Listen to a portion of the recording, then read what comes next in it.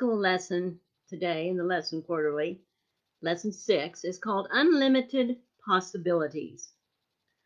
Last week we saw that the early Christian believers were blessed by the Holy Spirit in many and miraculous ways.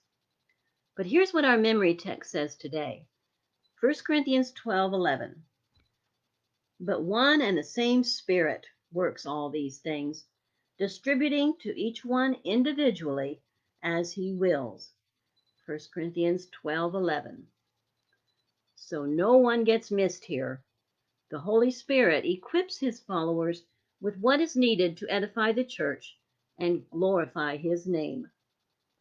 It was good to see on Sunday's lesson that the disciples had many different personalities, and yet God was able to make the most of their strengths, combining them with others who made up for their weaknesses. Peter, for example, a fisherman, was excitable and impulsive, whereas Matthew, being a tax collector, was probably more precise and focused on getting the details first.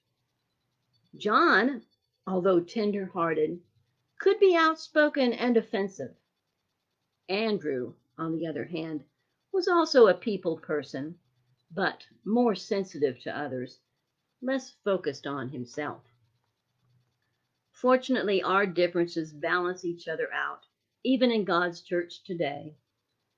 I'm just going to read one more verse from 1 Corinthians 12, but it would be good to look at the whole chapter today.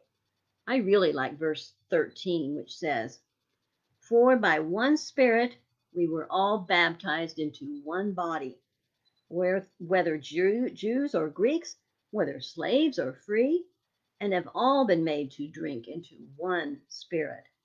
1 Corinthians 12:13. Yes, each of us has a role to play in sharing God's plan of salvation to the world, making all of us witnesses for Christ. We'll see you tomorrow, same time.